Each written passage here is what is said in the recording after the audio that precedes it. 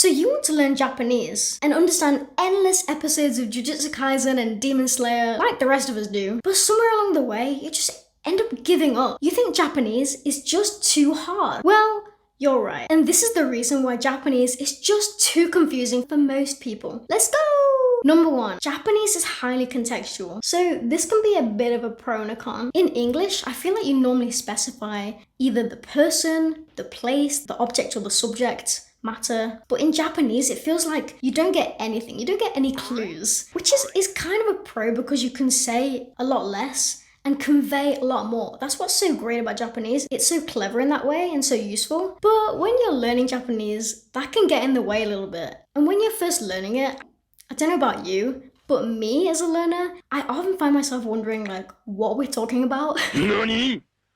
That might sound strange. A lot of the time I'm thinking like, who is this about? Are we talking about that person or have we moved on to the next subject? Like, it's very confusing. I don't know how Japanese feel about this. If you're Japanese and you ever tried learning a different language, can you see a clear difference? But I think I certainly can. And it's also things like, so take the verb saseru, for example. That can either be to let someone do something or make somebody do something, which to me, those are two very different things. They sound complete opposites, but in Japanese, it's the same word. Like little things like that in Japanese blow my mind all the time. Or you'll get words like oishi and umai. I always thought oishi and umai just meant delicious and tasty, but that's not strictly true. They can mean other things. Like umai, for example, can mean skillful in certain circumstances. So certain words like that are just so interesting to me that I feel like we don't really have anything like that. So this kind of flows on to the next point. So in Japanese, you don't really say you. I just don't think it's very polite in Japanese to do so. Normally you refer to someone by their name when you know them, or at least you use anata, which means you a lot less. And there's different words for you, actually. There's kimi, anata, omae, probably many other ones that I'm unaware of. But it's just not polite to overuse them. Whereas in English, oh my god, all English people ever do is say you and I. Me this, me that, I this, I that. Me, I. We'd say, I like this, I like that. Do you like this? Have you been there? I need to tell you something. And in Japanese, that kind of makes sense that you wouldn't need to use the word you, because if you're referring to someone directly, they're gonna know who you're talking about, right? So to me, that makes complete sense. But from an English speaking perspective, trying to learn Japanese, it's so difficult. It's so different. So I feel like you have to kind of rethink the way you speak. The sentence structure is very important and it's very different to English. And I'm sure it's different to many other languages. Number 3, honorifics. So this is a short one, but it's just very different to English. Like you have san, chan, sama. Like where do I start? Like what do they mean? どういうこと? どういう意味ですか? I don't know about you, but I think I'm just gonna stick to san from now on. Just to be safe. Number 4, formal and informal speech. So obviously when you're first learning Japanese, you'll use a lot of formal speech. Because it's more polite, you use a lot of mas and des at the end of sentences. But I noticed when I hear actual Japanese people speak, they don't often use that. This could be wrong, like correct me if I am wrong, but from what I've seen, a lot of the time they do use casual speech and it flows really nicely, and I actually really enjoy speaking in casual speech. And in textbooks, a lot of the time it can seem quite robotic. But if you use too much informal speech, you can sound rude or too casual. I'm afraid of offending people. Especially if you're speaking to like elders or someone you've never met before. If you're just going to Japan, most likely if you're learning, like you don't want to meet someone and just speaking casual and then get offended by what you've said. So what do you do? Like it's so confusing. I feel like there's so many different levels to it of different speech, like depending on who you're talking to or what you're talking about or how old the person is that you're talking to. I don't know, I mean, can we just switch between the two? And I feel like in English, like, do we have this? To some degree, maybe, yeah, kind of. But I feel like it's nowhere near on the same level as Japan, with, like, concerning the rules that are in place. If I was first meeting someone and speaking to them, or doing a video like this, for example, I might speak a little clearer, a little slower, maybe. But I'm pretty much speaking how I normally speak. I'm using the same words. I just emphasize certain things. Or if you're speaking to someone older, maybe you would speak slower and you'd use less swear words, for example. I think the biggest change in the English language regarding like formal, informal speech would probably be in like emails or letters or things. You might use have not instead of haven't, like, because you can shorten it when you speak, and it sounds a bit robotic again if you say, I have not done this today. You'd say, I haven't done this today. And in emails, for example, there's different levels of like formalities. Say you would end an email with either yours sincerely or kind regards or respectfully, or you'd start it with dear sir or madam, dear whoever this may concern. Like, there are little things like that. But again, in the spoken language in English, it's not very different. I feel like we just sound the same more often than not. And there's definitely no solid rule in place to say if you speak to an elder person, you have to use this sort of language. Like, it's kind of left up to the individual. Whereas in Japanese, there's a very it seems to be a very firm divide between formal and informal that you have to learn. So that can be quite intimidating if you learn Japanese, in my experience at least. Whereas in English, I feel like you're really not going to offend anyone. Do whatever you want. Number 5, so many counters for things.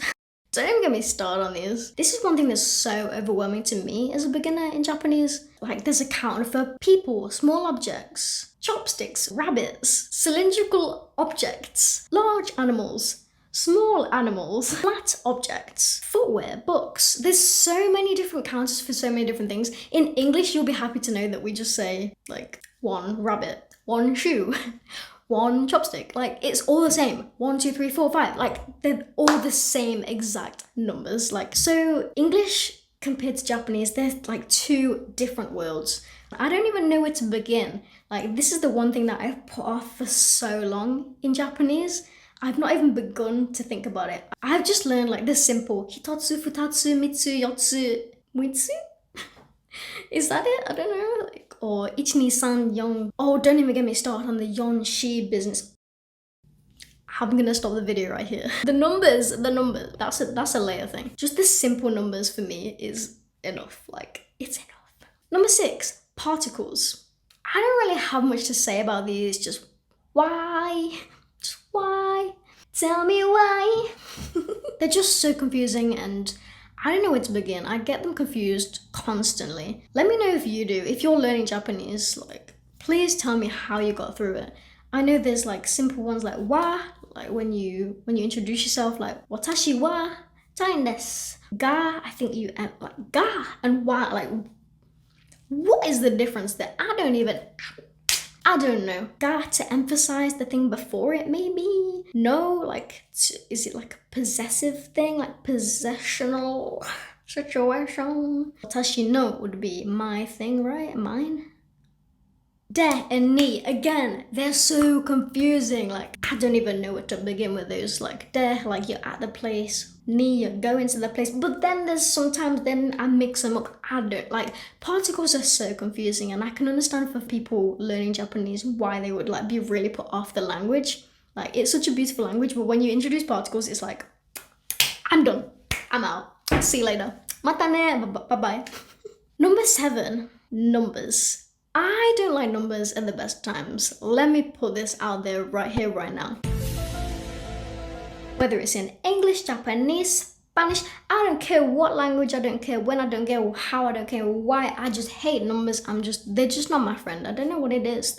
We just don't gel, we don't get along. In Japanese, I mean, it solidified my hate for it, let me tell you right now. So there's so many different numbers, like I had no idea. Counting up, like normally, is quite fun actually. 11, 12, 13. So that sounds kind of easier for me. I felt like more at peace with numbers when I found out that is how it works. There's like a formula and it makes sense. 18, 19, 10, 10, 10. And I was happy about that. But the happiness stopped there. Whether it's calendar days, like Tsuitachi, Futsu, Mitsu, Yotsu, Mitsu, Kokonotsu, I don't, there's so many, Hatsuka, no. Calendar days, people, items, they're all different. So take people, Hitori, Futari, sound difficult, but we can remember them. Sanin, Yonin, like what the heck happened there? Whose idea was this? I need to know, I need to find them, and I need to ask them why. Or time. Don't even get me started on time. 1分, 2分, 3分. Was it yon? 4分, 5分. Like, there's no pattern to it. Like, you just have to memorize it, and that is traumatic. It's a traumatic experience. So, like, just take your time. If you're learning Japanese, just, you're not alone in this. Just take your time. Just go easy. It's okay. We can do it together. But it's gonna be a long journey, let me tell you right now. Calendar days baffle me. I will never understand how this happened. They sound so different to, like, where did we get from 1, 2, 3, 4 to like kokanoka? Actually, I kind of like that one. It's pretty cute. Kawaii ne. It's just a lot of numbers to learn. I can see how that would be frustrating for some people in the beginning. And for the last one, number 8. I think you can probably guess what it is. I mean, can you guess? Like, give a wild guess for me right now. 1, 2, 3.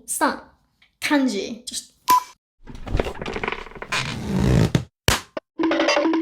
Let's just call it a day right here. Kanji is the ultimate wall. Even Japanese people don't know every kanji there is, just so you know. So where kanji is concerned, I don't even know how many there are. I think there's around 50,000 characters, if I'm correct. That is a lot of kanji. Too much. Too many. I think common ones, you're probably gonna say like 2,000 to 3,000, if I'm right. Even that sounds like a lot.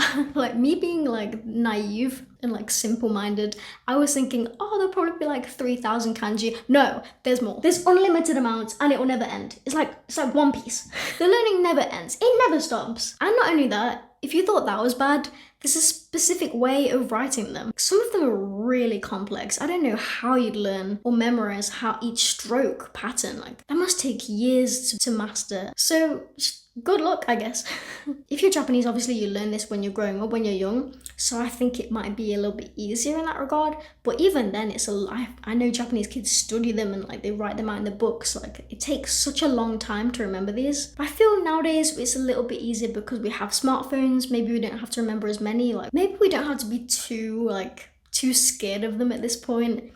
I know there's so many tools out there to learn them. Like, you can do flashcards and things on the internet, online, or books, or you can just do the old-fashioned way where you look at it, you memorize it, you write it down, you see you got it right or wrong. So there's many different ways to learn them, but it's so overwhelming. So yeah, that is also something that's really difficult in Japanese, because if you compare it to English, you don't really have anything like that. You just learn the language and then you know how to write it. Like, it's just English and like, you're done. Like, you can go home, class dismissed. Like, you don't have to memorize like hiragana, katakana, kanji, 3 different writing systems. So we got it easy. Yeah, Japanese can be quite difficult if you think of it that way. So that's it. That's my 8 reasons why Japanese is just too confusing for most people. If you made it through this entire video and you still want to learn Japanese, I mean, congratulations. You're an inspiration to us all. I honestly don't know how you do it. But if you, like many others, like myself, are still struggling with Japanese, or any language for that matter, just know that you're not alone. You're not alone in this. Like, we're all in the same boat. Learning a language is really, really difficult, and I think it takes a lot of time, a lot of patience, and most of all, you just need to be kind to yourself. Don't get too down about it. It's definitely not an easy journey to take. It's definitely not easy. But if you continue, I will also continue to persevere. So wish me luck, and I wish you luck on your language learning journey. That's it for this video. But what do you think? Do you think Japanese is difficult? Too difficult to learn? Let me know in the comments below. これからもよろしくお願いします。見てくれてありがとう。バイバイ。マクドナルド、グーグルトイレド、キットキャット、ディズニーランド。緊張するね。ドキドキする。or 1234 1234 she? Oh, don't even get me started on the yon she business.